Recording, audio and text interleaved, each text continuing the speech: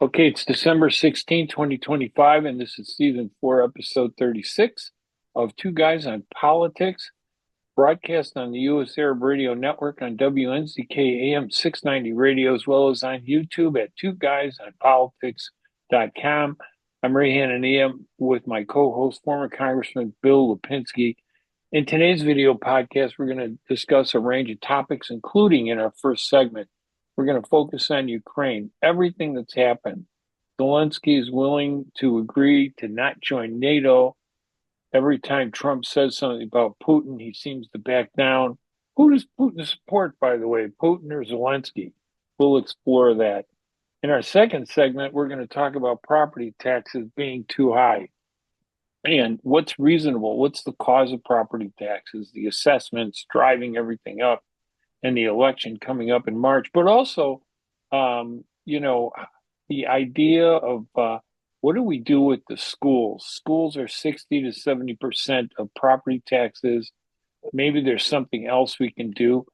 And then in the second part of that second segment, we talk about a column that Bill Lipinski wrote on my that's published on my syndication site at Hanania.com on the CTA and a plan that he had originally proposed to cut back on to consolidate and cut back on taxes that were being paid to reduce spending and to make the system more efficient. So we'll explore that a little bit. We're going to take a quick break. We'll be right back after these messages.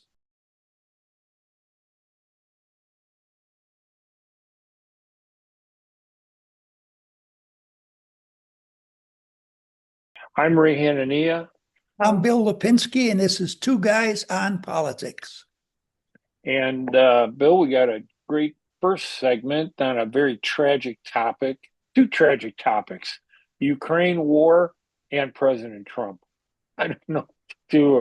I think we could resolve one for sure. I'm worried about how the president is going to mess up Russia's invasion of Ukraine for the Ukrainian people, democracy and freedom every place. Well, has he got that straightened out that Russia invaded Ukraine and not the other way around? Because at one time he thought the Ukrainians started the war. Well, that's his, he just rewrites history. I mean, unfortunately, isn't it true that this Russian invasion of Ukraine is all about Trump? He's driving it. It started under Biden. And of course, Right. I think I really think it had an impact on Kamala Harris's loss of the election because Biden really, I thought, did a weak job of responding to Russia's invasion. Oh, I But think so Trump too. has been all over the place, hasn't he, with this thing? Certainly It's like, has been. And he's given Zelensky several deadlines, either to get on board for the peace or we're walking away. Of course, the deadlines come and go and doesn't really mean anything. The latest deadline, I think, is Christmas Day now. Zelensky has to accept it. But getting back to Biden, yeah, obviously this war started under Biden. And I really felt that Biden's response was very, very weak. yeah, I came to the conclusion eventually that Biden wasn't interested in having the Ukrainians win the war. He was just interested in having the Ukrainians continue to fight the Russians, to bleed the Russians, to utilize the Russian resources, and to hurt them in any way, shape, or form. But he certainly didn't want to supply them with the weapons that might give them a chance to win the war, because that might broaden the war. By the same token, people say, well, if you let Zelensky and the Ukrainians lose, then the Russians are going to move on Poland next, and Lithuania, Estonia, Latvia. And I just don't think we've had a very good policy whatsoever. And unfortunately, I think we've used the Ukrainians in a very, very bad way. yeah. I agree 100%. I could never figure out why Biden didn't go respond stronger in defense of Ukraine, considering his son had that business with with the Ukrainians. I just never understood that unless the business had gone south and Biden was upset with Ukraine. Trump tried to exploit all that. And I think deep down, I think Trump. There are two things. I think he loves Russia more than he openly wants to admit because he knows that there's a future for his family. Building hotels in Moscow and St. Petersburg, and that seems to be driving a lot of his decisions as president. But I also think that he has a deep resentment to Ukraine because they were doing business with Biden. And this is personal for Trump. It's not about the mass murder of civilians by a Russian, tyrant, Vladimir Putin. It's about Trump's ego. Everything seems to go back to Trump's ego. Every policy, every action.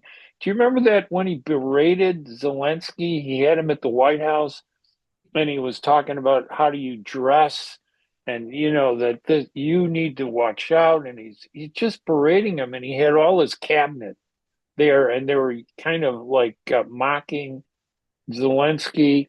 If I were Putin, I'd be sitting there going, hey, why should I stop? I could invade Ukraine. I can invade Poland. I can invade Lithuania. I could, the Putin. I better do it while Trump is president. That's what I think Putin is thinking. This is all driven by Trump's personality. It has nothing to do with the damage. But there is a discussion, I guess, about reaching a peace accord that Trump is pushing, and it has a lot of aspects, about allowing Putin to keep territory, but I and keeping Ukraine out of NATO. But one of the two of the things that are disturbing is one that Putin wants to ensure that there are no war crimes charges that are brought against him because he didn't just target military institutions. He targeted major cities in Ukraine, Yes, he did. killing Absolutely. civilians. And I don't know how you can get out of that, but the Trump administration has rejected any international criminal court sanctions against the U.S. and against its allies like Israel. So it's going to be very hard for to push an international criminal prosecution against Russia. I think, given this Well, broken track record we have. to the best of my knowledge, we don't belong to the World Court. We don't participate in the World Court. So Right. their decisions mean nothing to us whatsoever. Well, I mean, it's true that we don't participate in the World Court, but the World Court is still a reflection of, the world rule of law, right? I mean, we don't subscribe. We're part of the United Nations, and the United Nations has a criminal court. We ignore that. It seems like we pick and choose when we want to apply the international rule of law. And I think that sends a signal to Putin. He understands that, if we pick and choose when we can apply the rule of law, then why should he even feel obligated to worry about the rule of law, right? Or any I don't think he does prosecution? worry about the rule of law. No, he And, does not. and I don't think Trump does either. But I can't blame Trump for us not being in the World Court. That decision was made a long time ago. I don't know Right. who made it, but what president was active at that particular time. I think it's a hard decision because some of these things that the World Court comes down and says are not exactly, I think, objective. But getting back to Zelenskyy, when this war started, Zelenskyy really had a lot of problems in the Ukraine with the corruption in his government. Now, when the war started, we jumped in, the Europeans jumped in on his side, and all that stuff was pushed to the side. Well, just Right. recently, it's come back to the surface, and he's had a number of close associates resign or be fired from their positions. Now, I think that has weakened his hand with the Americans. I think the Americans should have moved early on to say to him, listen, you've got to get rid of these people. If you want our support, you have to have a more legitimate government. You have to go ahead and have elections once again. We had elections during World War II. You should be able to have elections, but he has deferred that. So, I mean, our relationship with the Ukraine, I don't think has been in the best interest of America, the world, or the Ukraine. And then when Trump came into office, he seems to want to be buddy-buddy with your good friend Putin. I'm being facetious. You I have am. no relationship with him. It's just made it worse. Now, there are podcasts that will tell you that Putin's son-in-law and sons have all these big deals going on with Russia. That's why Trump doesn't want to be too hard on Russia. I don't know if that's true or not, but these allegations, I think, are certainly costing America a lot of credibility around the world. It almost seems like Trump is the president of the United States only to enhance his family's wealth and riches. Now, I absolutely agree with that. I'm convinced that that's I what it don't is. want to believe that, okay? I But know it's I'm hard to beginning to believe, but it's seriously question. yeah, Uh, yeah, it is hard to believe. but where we go from here, I don't really know. I see Zelenskyy says, okay, he won't go into NATO, but he has to have guarantees of security from the United States. Well, what's the difference? You Right. know, if he doesn't go into NATO, but if we got to promise him his security, if we have to promise him we're going to come to his aid, it's the same thing. So why would Putin accept that? And he won't accept him going into NATO. I just do not see where this war ever really ends. Yeah. See, that's part of the problem that we didn't treat this as a war. We treated it at so many levels. I mean, you brought up some real serious issues regarding the Ukrainian government and where they stood and things. But Ukraine was a country that came out of the Soviet Union, and a lot of its control was still under the influence of the Soviet Union. Zelenskyy, I thought, was the first move towards real democracy. It's not perfect, but what country is perfect? Do we have any allies that are perfect? None of them are. So to me, I think all this other stuff has diluted the real focus away from ending the war and stopping um, Putin and his effort to revive the old Soviet Union. I think that under the old Soviet Union, its parameters gave him much more power as a person and wealth, and he could do whatever he wanted to do. And under a democratic Russia, he's kind of limited, and I think it doesn't work well with him because he's a tyrant.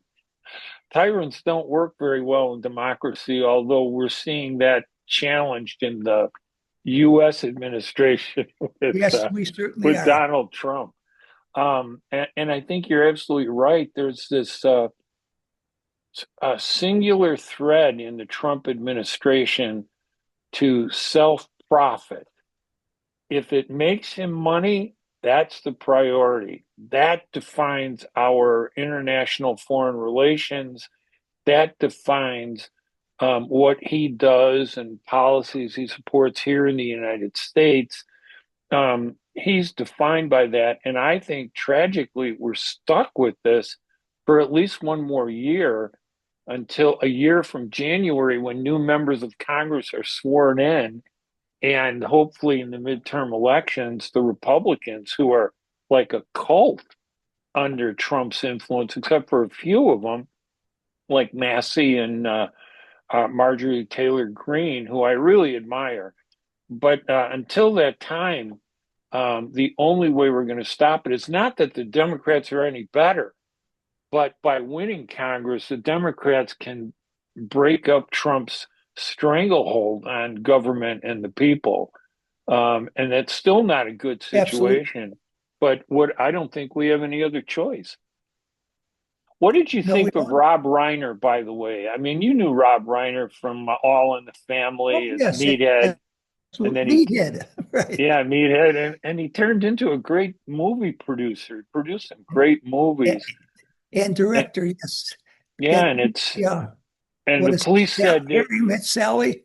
I yes, like that movie very, very much. yeah, there were Uh, a lot of good movies, but the police reported that they think his son, who's had a problem with drugs, I guess, or has some cognitive issues or mental issues, may have killed the Rob Reiner and his wife that stabbed him to death. It's just horrific. But Trump's response was just like, it's just so disrespectful, isn't it? It's like because everything that happens, Trump says it's because of Reiner's attacks against me. right. It's like he called it Trump derangement syndrome.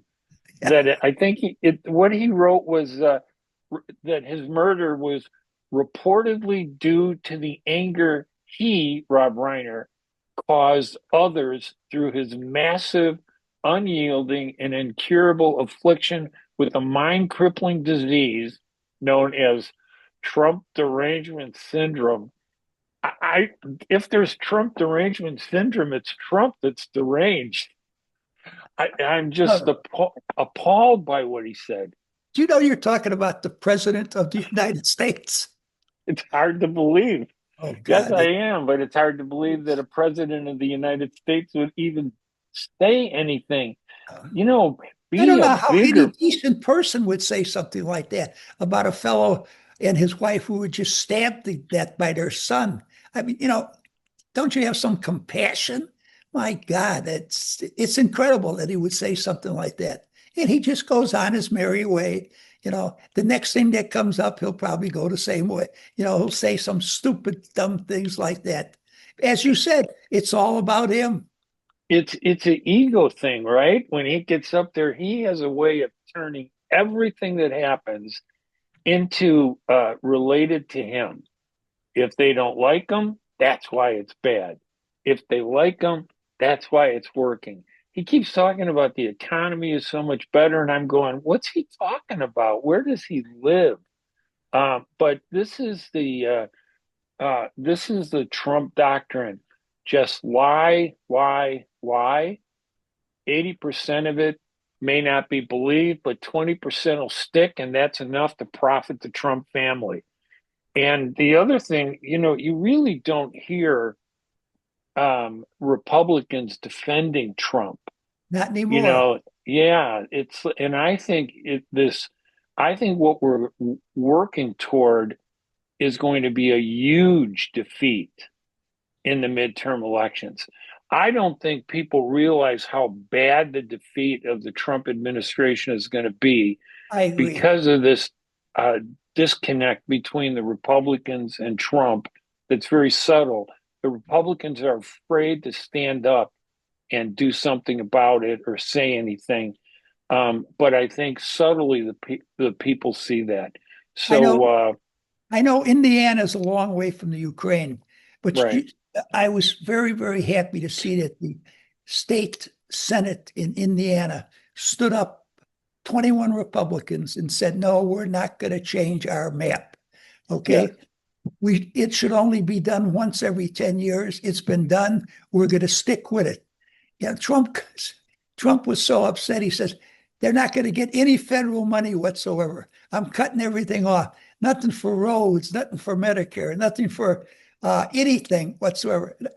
Now, who the heck is he, you know, to stand up and say he's going to be cutting off all of this money that should be going to Indiana? It's been passed by law that they get this, they get that. And he's just saying, I'm cutting it all off because they didn't do what I wanted them to do. And that's yeah, another one of his selfish acts. And I admire, there's no state that is more conservative. There is no state that is more like America in the 1950s than Indiana. Okay. that's true. They stood up and they opposed Trump. And I applaud those people for doing so. And talking about that, many people out of the Chicagoland area have moved to Northwest Indiana because of the taxes. another Yeah, subject we're going to be talking my about. wife and I have been looking at that actually because Illinois is just so repressive. The new taxes every year, the reduction of services, it's a burden that just you have to, at some point, you got to say, I just don't want to put up with it. Later, we're Right. going to talk about a good plan that you had for the CTA. But before we end this segment, I just wanted to say something about that uh, attack by terrorists, these two terrorists in Australia, Sure. that Bondi Beach attack. You know, it's Hanukkah, which is an important holiday to the Jewish people, and you know I'm Palestinian. To me, it's offensive that these two suspects would attack innocent people just because they're Jewish. You know, I know there's this anger that fuels people, that pushes people over the line, but just like you and I were talking about with Trump and Rob Reiner, you know, there's a point of humanity where we don't support or encourage the killing of innocent people. I just can't support that. I think it undermines the Arab cause. I think it undermines the principles that we try to argue. It weakens things, and not just because of that, but it's wrong to support anybody who kills innocent people, especially in a holiday. It's their holiday. It's this is Hanukkah, and I, you know, as a Arab and Palestinian, I would say Happy Hanukkah to all the Jewish listeners out there. I think it's important that they know that, yeah, there is a fight with Israel, but it's a political fight with the government. It's not about the people. But too many people want to turn that into something But personal. Ray, we have to also point out that the man that disarmed one of the shooters was also an Arab and also a Muslim. And that guy really risked his life to do it. He showed you really how brave an individual could be. And he probably helped save a number of additional Jewish lives by that act that he performed. And we have to make sure people realize, you can't paint, all Right. Arabs, all Muslims with the same brush. Some of them are radical, some of them go over the edge, but not all of them. Yeah, every people have crazy people. It doesn't matter, Jews, Christians, Muslims, but you're absolutely right. We should show more sympathy for victims, regardless of, but not ignore the fact that this was done because these two people were just enraged against Jews. They targeted Jews. It's wrong. It's absolutely wrong. It does great harm to the Arabs. Those two killers did no benefit to the Arab cause. But it's the No, same on the Jewish and Israeli side. There are extremists that do the exact same thing, but you can't condemn one without condemning the other. So it should be consistent. But this goes back to the president and Rob Reiner, the easy way that you can just ignore the fact that a man and his wife were butchered, and that he somehow tries to find a way to turn it into, well, it's because people, this guy Rob Reiner always attacked me. Wow. That's just disgusting. oh, it is absolutely. When are we going to be able to talk about positive things on this podcast, Bill? Do we have to wait for another election a year from now? It's just going to be horrible. What Let's was take a it? quick. Go ahead. I was Go. going to say, let's take a quick break, and then we'll come back with segment two. All right, we'll be right back right after these message, everybody.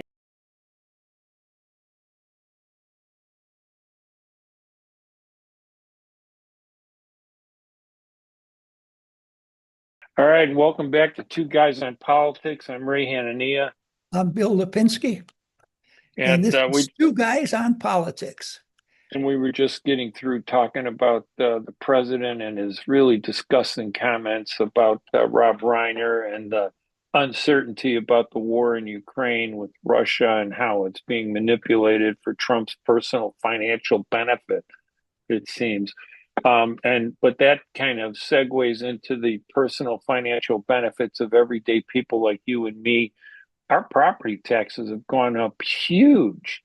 And I was working with some African American pastors that asked me if I would help, and I volunteered to help them to do a press conference. And they're saying that in the Black community, property taxes have gone up probably 100%. They've doubled or increased even more to 154%. I'm not sure. And, that's critical because in my case, my property taxes went up about 24%. But I can deal with it. It's painful, but I can deal with it. When your property taxes go up 100 to 154%, how do you deal with that? How do you make the payment that just passed yesterday on December 15th? And it's just a horrible situation. Well, I don't know what percentage my taxes went up, but they did go up $5,000 since Wow. last year, which is an awful lot of money. And to me, I was thinking the other day, once upon a time there was a great deal of interest in having integration. Okay, blacks, whites, Right. Hispanics, all living together in the same neighborhood. Because of these outrageous taxes that we have in Cook County, it is impossible, I believe, for many middle-class Black people to move out of the city of Chicago into the suburbs because of the enormous property taxes that you have to pay. The houses are expensive enough, but then when you have to pay these property taxes, that's going to keep African American middle class people in those Black neighborhoods in Chicago. Now, the goal was to have integration. This situation certainly does not help integration at all. And and I know the biggest driver of these tax increases and the enormous amount of property taxes people pay in the city and in the suburbs is education. We have to find another way to fund education. We cannot be doing it on the backs of people who, frankly, are living on a fixed income. They moved into the suburban community when probably the husband and wife were both working. They had a very good income. Eventually, they retire. They're living on their pension. They're not going to be able to afford these places. They're not going to be able to stay. That reverse mortgage is going to start coming into play more and more. People, when they get up in age, should not have to worry about having to keep their house, be able to stay in their home, and they worry about it because they just don't have the money to pay the taxes. Yeah, this whole property tax system is a and it was, some genius politician must have come up with it because it's too complicated for the everyday taxpayer to understand. Yet every office has some role in it, so you could spread the blame around. But the more I look into it, the more it's obvious to me, this is just my opinion, that it's the assessor, Fritz Kaegi, who's been in 2 terms, who is responsible for what's happening. 8 years ago, he started increasing the value of properties, the assessment. Now, the assessment, if your is a estimate of what your property is valued at, and it's a formula. So, if my house is $200,000 or $300,000, they give you an assessment of $80,000, and then the next year they increase that assessment to $100,000. That $20,000 increase would result in a $2,000 increase in your property taxes that you have to pay. So, artificially, what Kaegi did was he shifted the burden of, because of COVID, we saw all the downtown businesses were losing renting and leasing. So they were paying probably 60 to 70% of all the property taxes. He shifted that burden from the downtown businesses and buildings to the homeowners in the suburbs of Cook County. And this happened like over the last couple of years since COVID. And we've seen communities where property taxes on homes double. Not just this past year, it's there everybody's focused on because it hit the Black community where it's really been bad. But the year before and the year before that, every area gets assessed every 4 years. It's like up to the whim of the assessor to decide what the assessments are on your property. And one of the problems is you may have bought your house, for example, at let's just say $300,000 20 years ago. Who is the assessor to say that that house is worth $800,000 today? Why not wait till the house is sold and then reassess the property? So maybe you bought it for 300,000 and you sell it for 400,000. That would be an accurate way to decide what the value of the house is. But what they do is they wait in the middle and they just say, "Oh, I've been in my house since 85, so we're talking 40 years. Now I bought it at a certain amount of money. Who is the assessor to say that my house is valued at four or $500,000? I don't know what I could sell it for. What if I only sell it for $300,000? Yet I'm going to be taxed like it was $500,000.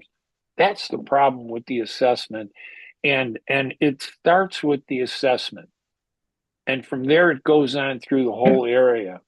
Well, has he ever refocused the tax burden on the businesses that he lifted those taxes from because of COVID? No, no, the shift has been made. And what he's trying to do, I don't know if you see him on TV, he's really, because, Kagey's a very wealthy guy. And he got a lot of money from these big attorneys and banks and financiers for his campaign. He's probably got one of the wealthiest campaigns. By the way, he's being challenged by Pat Hines, who Yes. worked in the assessor's office for 20 years before he left after Kaegi was elected, saying the guy doesn't understand how to do assessments. That's the amazing thing to me. But this whole process, there needs to be a change, and we're not. Nobody is really addressing what the real problem is. And one of the biggest problems I think that you and I have talked about too is when you look at our property tax bill, 60 to 70% of a property tax bill goes to fund the schools. Right, That's absolutely. isn't that another problem? I mean, for some reason, in the minds of people, we separate schools from politics and government. They do whatever they want. We don't pay attention to it the way we do, like Cook County or a congressman or an alderman or a legislator. But schools can almost do whatever they want and nobody pays attention to them. But we need to change that. Well, we need to do something about the funding of education outside of the property tax bill. What I frankly don't know what we can do about it, but there has to be something. But I'll tell you, the real key to reducing property taxes is having the government stop spending all the money it is Yeah, spending. yeah, You know, you take now, I happen to be in a very good high school, elementary school district. Okay, the students that come out of there are well educated. The schools are all rated very, very high, but it is enormously expensive what we are paying. And one of the reasons it's so expensive is because there are so many administrators on the pay. yes, Okay, it's not really the salary of the teachers, it's not really the number of the teachers, but it's the administrators. yes. These school districts just keep hiring and hiring these people because they have a doctorate degree in this, a doctorate degree in that. And I really don't know how much that helps individual students become educated and be productive members of society. I don't really know what these administrators do.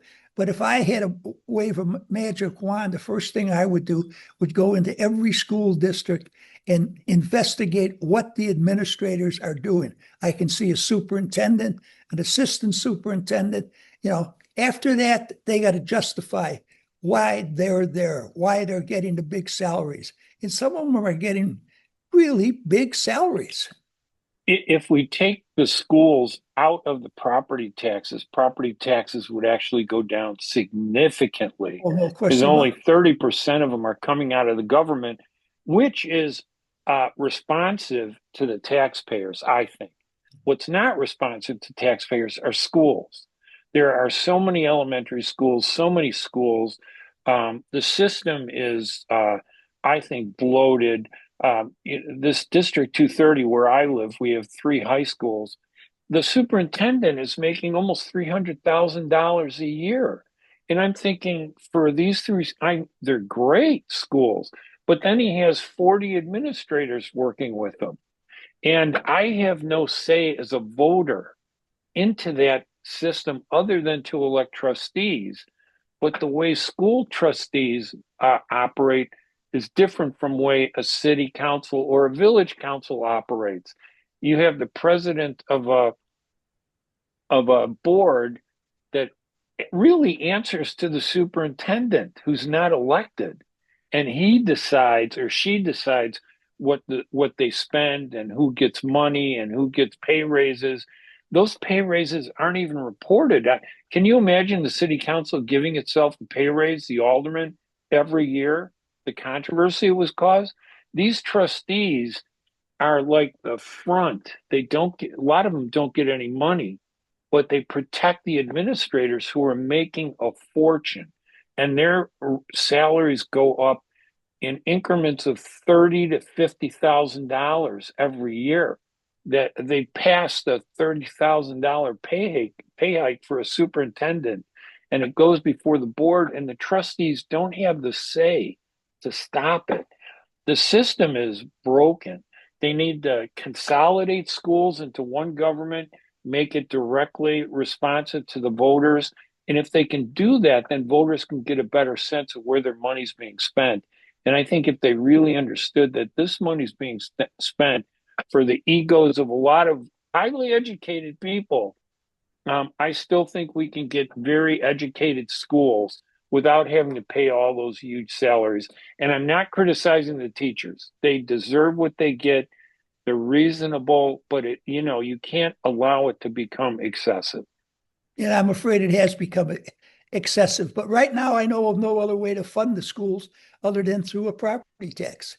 I mean, because, free public education has been established in this country going way, way, way back. It helped us become the economic powerhouse of this planet. So we cannot stop that. We don't really want to stop that.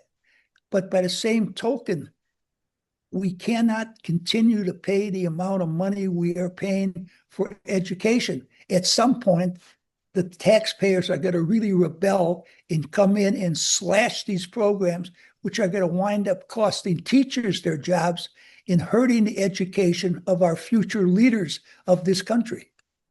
Well, the one thing that stops that, because if the voters even had a shot at changing the schools, I don't think we'd see these high prices, but they don't. It's not like voting for a member, the city council or a village or a village mayor or a president.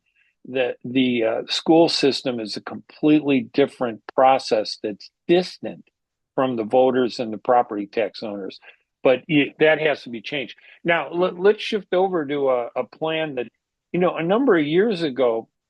Today, the CTA is a big problem. Transportation is sucking up a lot of the costs on top of this bloated education budget. Because, like I said, if you didn't have to pay for education out of our property taxes would be very reasonable. But because everything is together, one of the big problems we have in Chicago and the region is transportation. Now, you just wrote a column that if people want to read it, they can go to hanania.com, where Bill Lipinski talks about a plan that he proposed, I believe, when you were in Congress, correct? Yes, it was when I was in Congress. It was a plan I had put together over a number of years because I served on the Transportation Committee in the City Council. I mean, in the Congress for 22 years, and I was very familiar with transportation. I really knew what the problems consisted of. So when Rod Blagojevich became governor, I had access to him, and I presented to him a program that I thought would be very helpful to Northeastern Illinois by consolidating all the existing entities into one Northeast Illinois Transportation Commission. We'd get rid of Metra, we'd get rid of PACE, we'd get rid of the CTA, we'd get rid of all the administrators. of those organizations. We would put those entities together so we could have better cooperation, coordination, understanding. We would reduce the amount of money that taxpayers were funding for transportation by consolidation. Many people thought it was a very, very good idea. So I went to the leaders of the Illinois Senate and House, and they read it over. They gave it to their staff. They came back and they all said to me, it's a great plan. This is something we certainly should do. We would save probably 60% of the money that we now spend on transportation in northeastern Illinois. But it'll never pass. I said, it'll never pass. Why? No, you're taking too much power away from too many people. Right now, there's board members for the CTA. There's board members for PACE. There's board members for Metra. There's a president of each one of those. All these people are paid a salary. Each one of these people have a staff. You know, all those people have influence. They have power. They have influence over state senators, state representatives, even the governor. After I went to the leaders of the legislature and they said, you know, they just can't touch it because they would wind up having too many political fights, I went to the governor, and the governor, who thought it was a great plan when I first presented it to him, said to me, oh, no, forget about it, Bill. Forget about it. I don't want all those political fights. I probably wouldn't win half of them, and I'd alienate half the people, you know, that are in politics in the state of Illinois. It's a good idea. Someday it may happen, but now is not its time. I think because in the column I wrote that appeared in one of the community newspapers, so a lot of people of interest called me, emailed me, wanted to know more about it. I've sent it out to them. I think that if we could find a champion as a state representative or a state senator to propose this plan again, it might have a shot at passing. We might be able to implement it. Yeah, it sounds like the problem what you were talking about is very similar to the problem with the schools. There are too many administrators that have political clout that are not elected. There are too many administrators at the CTA that have influence more so than the actual members of the CTA board, probably, and the same thing with the school boards. But I think your plan, which you outline in your column, we brought this up a number of months ago on one of the podcasts about how, you know, something had to be done about the CTA, which prompted several listeners to reach out to you and say, hey, what was that plan that you proposed? But I like your plan. Consolidate transportation in the 6-county region. There's Merge no the reason CTA. not to. Yeah, merge the RTA, the CTA, Metro, and PACE into one body, eliminate these administrators, and put it under a board that answers directly to the taxpayers. If Well, services are it good, would be a board where the members would be elected by yes, the right, taxpayer. that they'd have to be elected and answerable to the voters.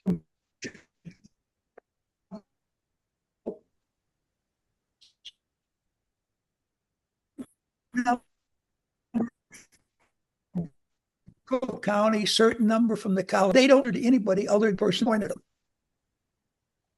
And I don't, you know, if the people are not involved in the process, government is going to run away financially from the people. Yeah, I agree. And I think that, like I said, I think that's the big problem, the disconnect with the CTA, transportation, all these transportation boards and education. There are big political influences below the scope of the voters. We have no influence over them. No. And because we have no influence over them, they wield huge clout and they get huge salaries. And it's kind of a disconnect that it's almost like a patronage for government that has grown. All right, Bill, I any tell other you, fine? Go ahead. all these financial problems are showing up in the Chicago City Council. Can you imagine the Chicago City Council not being able to pass a budget under Richard J. Daley? No, No, no, I impossible. couldn't. It, Today, it, they still do not have a budget, which means that if they don't get one by the end of the year, we're going to have a shutdown of the yeah, city of Chicago. There'll be no garbage pickup. The police won't be getting paid. The fire department won't be getting paid. It'll be a horrendous tragedy. But once again, the representatives of the people, are so, you know, upset about how much government is costing. They've decided to make a stand. I hope they prevail. We'll find out. yeah, and I agree with you. I think, Chicago is going the way, I think, was it Cleveland that went bankrupt and was Yes, just a disaster? We're headed in that direction. The city has lost 350,000 residents. The wealthiest taxpayers have moved out. It still has businesses there, but where they bring people from the suburbs to work, but those businesses are moving out. There could be a time when Chicago just turns into Detroit, the way Detroit was, even just an abandoned city with no hope. And that would be a disaster, I think, for the entire region. So, I all right, agree. Bill. All right. I'm Ray Hanania, I'm Bill Lipinski. This and is this has Two been Guys on Politics, and we'll see you sometime next week. all right. Have a great weekend. Merry Christmas. If we don't catch you by then, happy Hanukkah to everybody. And we will talk to you again, everybody. Bye bye.